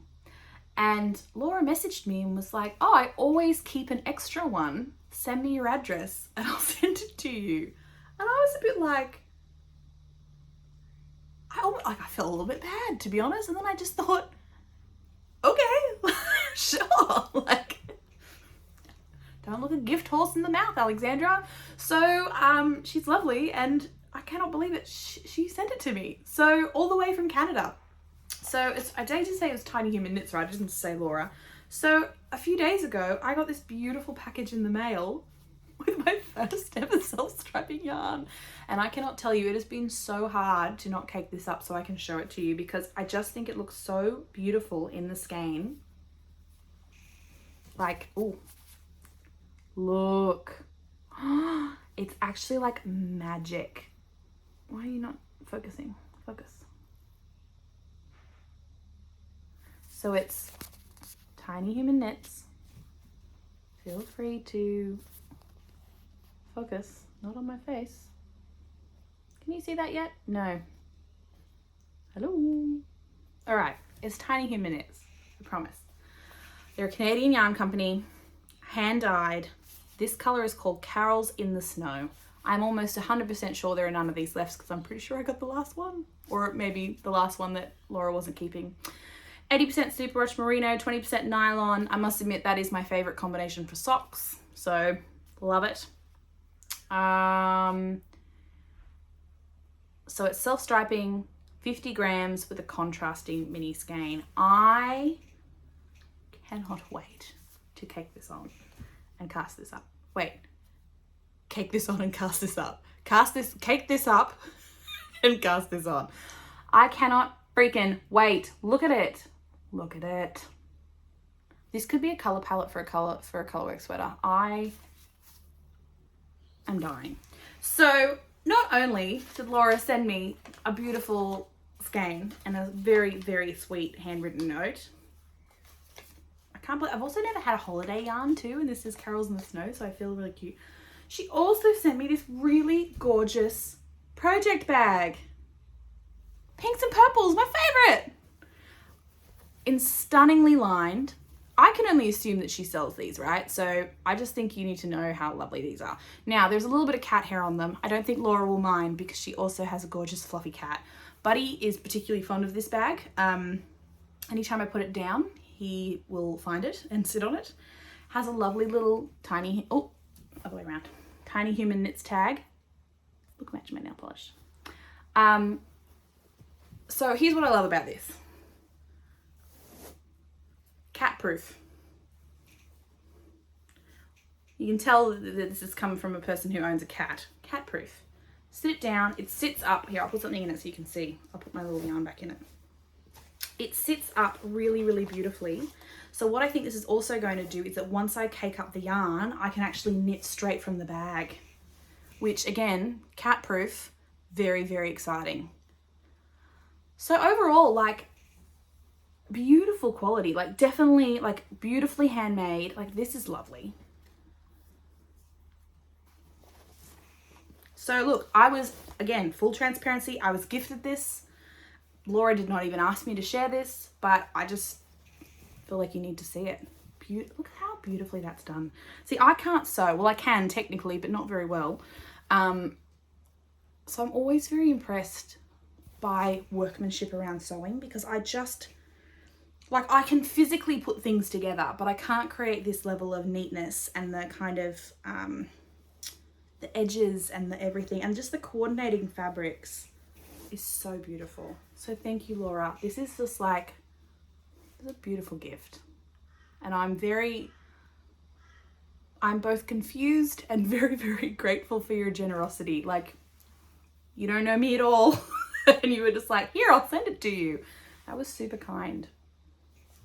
And I cannot wait to cast this on. I'm considering, there was a part of me that considered trying to do this like an advent, so I need a stripe a day. But in the spirit of my keep it simple feminine intention, I'm just gonna knit this as joyfully as I can. And if that takes me 1,000 years, okay. I don't think it will, because I'm pretty, like, I'm gonna leave this right now and go and cake this up. And this will be I have a plan to watch Lucifer all day today. That's my big plan for the day. Watch Lucifer, maybe do some washing, have a nap. So I just cannot wait. So this is a very joyful knit. I've also never knit with minis, like a little mini skein for alternating toes. And so yeah, the other thing is, I think I'm going to do this as an afterthought. I've never done an afterthought either, but I just think self-striping is the perfect opportunity to try it. And if there's one thing, so I keep thinking with things like, oh, that's too hard, I can't do that, like cables. too hard, can't do that. Socks, too hard, I can't do that. Lace, too hard, I can't do that. And then I do it and I'm like, oh, that's not that hard. So in my head, afterthought heals, I'm like, oh, what if I stuff it up? Like, what if it's too hard? Maybe I'll have to undo the whole thing. I've thought about everything else and then I just do it and it's fine. Like cables, I really thought were going to be too difficult. They're a bit fiddly. They are a bit fiddly. I'm sure there's some cables that are harder than others. But like, they're not hard, they're just fiddly. You're just knitting and purling, but you just knit and purl out of order, basically. Like, you knit those ones first and then that brings them over. So, we'll see. Thank you, Laura. I'm very, very excited and I will keep y'all updated. Check my Instagrams if you want. I don't actually post that often, but sometimes I do. I post stories more than I post actual posts. All right, last thing, I want a prize from my favorite friends, the grocery girls. And I must admit, when I say favorite friends, they don't know who I am. It's fine. I don't know who I am. It's okay. I don't need them to know who I am. They sent me a prize and I won their sock bash. So I've been entering their sock bash pretty consistently. I didn't do it the last month because I did not get any socks done. Pretty consistently for the past few years, and this, I won this prize. So here's what I won. Yarn! So this, I feel like this is a very, very generous prize considering that they do this every month, and I think I was one of like 6 winners for the month. So here's what I got. This is actually what can I be honest, I'm a little bit most excited about this. I got some little grocery girls merch and I think I need to put in an order. I think that I'm so excited about this. I feel like I need to like actually own more of it. So yarn besties, which in my head, we're all yarn besties. So I love the little pin. I'm going to put that on my, I've got a stripy project bag that I've got pins on. And so I'm going to put that on there. And then I've got a sticker. If anyone wants to put my face, like make me into a sheep, I would be very excited about that. I feel like I need to look, like, it's very clear to me which one of these is Tracy and which one is Jody. Like, I know, right? And it makes me think, what would I look like as a sheep? And then I think, is that a strange thing to think about oneself? Perhaps. I love them. So stinking cute. So I don't even know what I'm going to do with the sticker because I almost don't want to stick it on anything because then if I have to throw it out, then I get rid of the sticker. I also got these gorgeous Louis and Lola, but they're actually from Fripperies.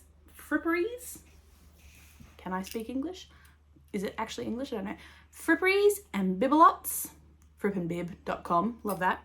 But it's via Louis and Lola. Some cute little stitch markers. They're cute little rings. Oh, actually, you know what? I didn't actually open these before. These are cute. They got little beads. Oh, nope. There you go. There's the camera. They got little beads on the end. These are actually prettier than I thought they were. I'm even more excited now. Oh, no, and now I'm dropping them. Okay. Now, the thing is, these are quite small, so I think these would be really, but they've got very pretty beads, and they're like gold and purple and pink, so they're actually my perfect colors. I'm actually more excited about these than I realized. I didn't even really open this. I was like, oh, cool. So there's some, they're called ringos, and you might have seen them on the internet. And then, I'm putting them back in my bag. I'm pretty sure this episode is like 3 hours long or something ridiculous, probably at least 2. Then I have two skeins of yarn from something called Things Created Equal. They're beautiful. I feel like these might be their, this might be a club. They're Rooted Club. I'm not sure, but it's what it says on it. So they're both basic sock. It's superwash, 80% superwash merino, 15% nylon. Ooh, that's probably why they're so freaking soft. One is in the color August. No, so this is why I think that they were a club. So this is the August color. I haven't actually pulled this off, but maybe they did to have a look at the colors. But it's this beautiful, I mean, look at that. Oh, so that's not showing up. That's like almost a teal, those colors. Like a tealy blue and then this deep foresty green. Oof. And then this one, I really love this. Oh, look. Oh, there's a stitch marker in there. Wait a second. Hang on a stinking minute. Did I just drop that? This one has a stitch. Guys, did I even open this? I did, I swear. I just wanted to show it to you before I got too excited. Look. That's beautiful. This one has all these beautiful like greens, but also these tans and the speckles. So here's the thing, I actually think that these would be beautiful in like some kind of fade. However, so I've got about so I've got 800 meters, but I've got 860-ish yards, so that's quite a lot. I'd really like some suggestions for these. I would really, really, really love some suggestions. I'll be honest, these aren't my normal color palette. However, I really am actually trying to branch out, and blues, like the blues and greens are, like I could really get around that. So I want something, and I'm very open to the idea that I could hold it with, because there's some similar tones. See how these blues kind of play in? And then, yeah, so I'd love some suggestions. If anyone's got any, I'd be very, very open to it. I'm very open to holding a mohair with them and kind of creating more of a blendy fade. My preference would be that it's something that is not a complicated knit, because right now, I'll be honest. So this might be my short life update section of the film. Also, just thank you, Tracy and Jody. You're never going to see this, particularly not this far into a video. But I was very excited that this is sent to me all the way down in Australia from Edmonton, Alberta. So, okay, so a little mini life update. I'll try and keep it reasonably short because we're about 1,000 years into this podcast.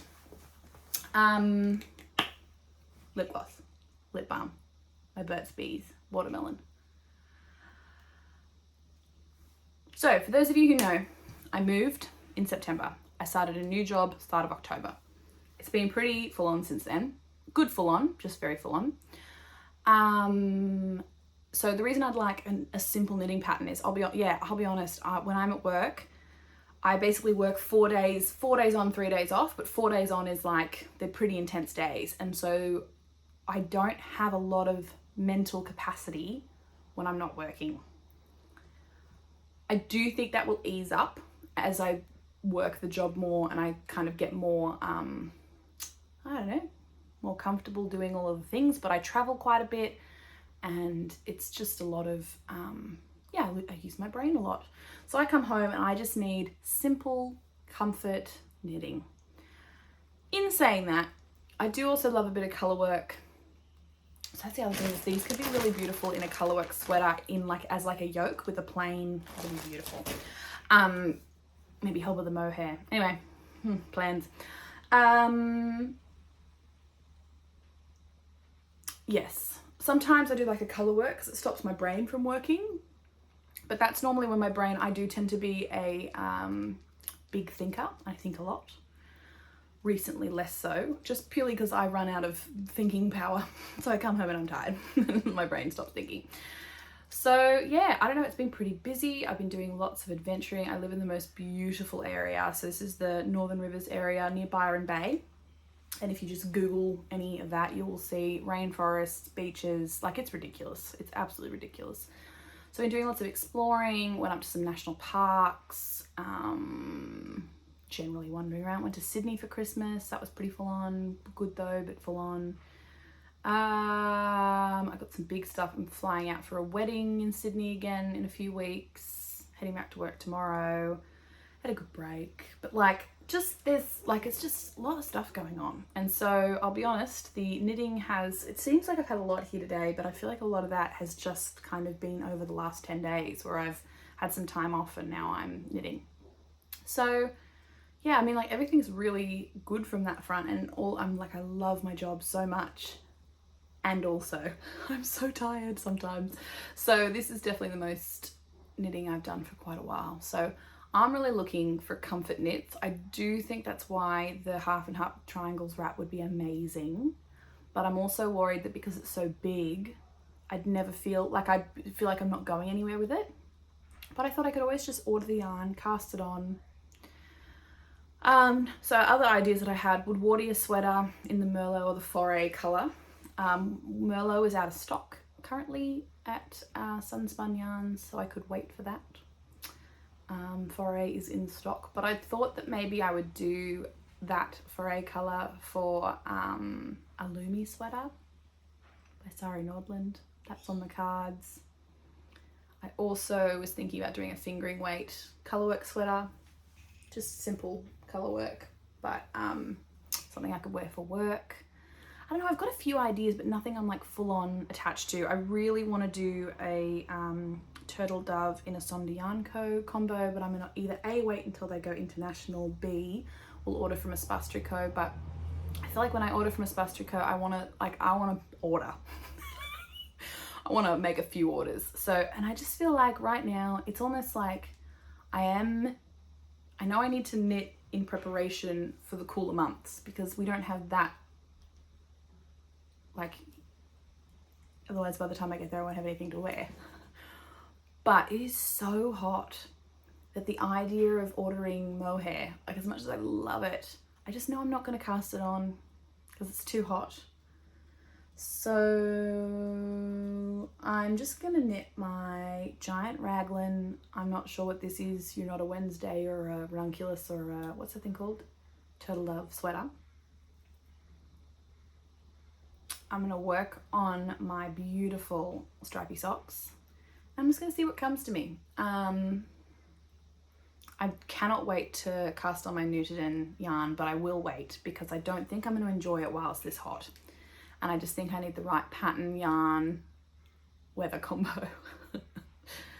And then other than that, what else has been going on? So I'm thinking about some of the questions that were asked. I'm very sorry that I have lost those because people were very kind and sent them through and I don't know where they've gone, but I did have a few questions that were asked that I remember. So one was, I'm pretty sure Agnieszka asked about the whether I had any Advent plans. Now I'm aware that we are so far past Advent, but to answer your question, I didn't. I've never had an Advent. I'm not against the idea of having an Advent, but I think I would want to know that I really loved the dyer to make sure that it's quite a bit of money. And I think that and I tend to wear very simple, plain colored things, generally speaking. So I feel like if I loved the dyer, like I would definitely do, who would I do? I love the Woolly Mammoth. I would do her Advent.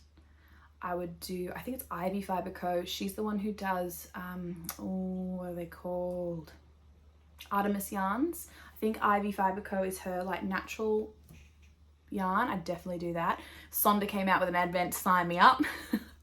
I'd probably do like Louie and Lola. They have beautiful colors. They're an Australian maker. There's a few that I would consider doing, but I think I'd want to have like an Advent project in mind, and I'd want to be sure that the colors were kind of like my kind of soft, muted colors. They're a lot of money, and I think, yeah, I don't know. I love the idea. I love the idea of it. I definitely would consider. The Zakami one looked really beautiful too. I think I'm a bit picky too. Like I just like the colors I like, but I'd definitely consider it. I like the idea of having a sock yarn, like a striped, self-striping sock that I do every day. That'd be really fun. Maybe I'll do that one next year. But I also feel like coming to Christmas, there's so much pressure. And I just feel like sometimes the pressure of trying to get that stuff done, it's a busy time, you know, like, yeah. And there's also, like, it's lots of stuff, like as beautiful as Christmas is, for a lot of people, myself included, sometimes there's complications, you know what I mean? Like families are complicated, we love them, but they're tough sometimes. Travel is hard. We're coming to the end of the year. There's just a lot going on. So I don't know. I like the idea of an Advent, but I think it would have to be the right circumstances.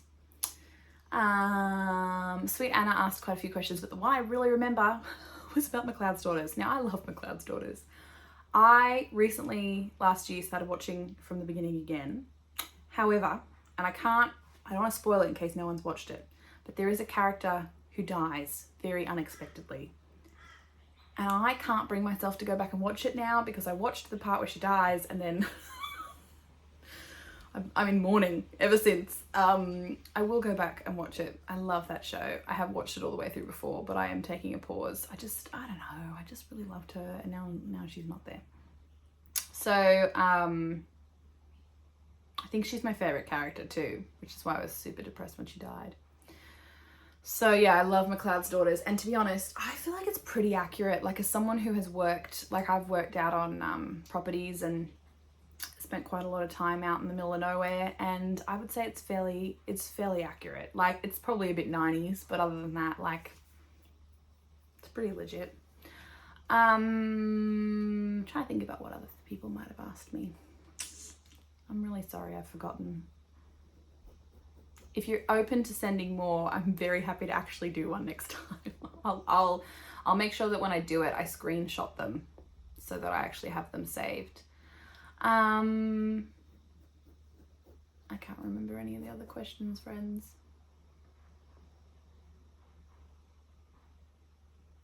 Oh, I think someone asked about knitting Buddy a sweater. Now, I'll be honest, I love this idea. Buddy would not have a fucking bar of it. In fairness, he's very hot. He's currently, I don't even know where he is, but he's like passed out somewhere because it's so warm here. And I try and keep him as cool as possible. I know that he's an animal, he has feline instincts, so he does find cool spaces, but poor little sausage. I have considered in the past shaving him, but it would be so distressing. He gets really distressed going anywhere. It would be so distressing. We'd have to fully knock him out. And then, to be honest, when I spoke to a vet, they said it could actually make it harder for him to regulate his body temperature because it's a shift in what his natural fluff factor is. I'll be honest, I don't fully understand that, but yeah, it like messes with what their actual makeup is, so it could make it harder for him to regulate his body temperature because he's more like, his environment and physical body's changed. I don't know. He's doing okay. He just finds the cool spot in the house, generally on the tiles or in the bathtub or something. Okay, cool.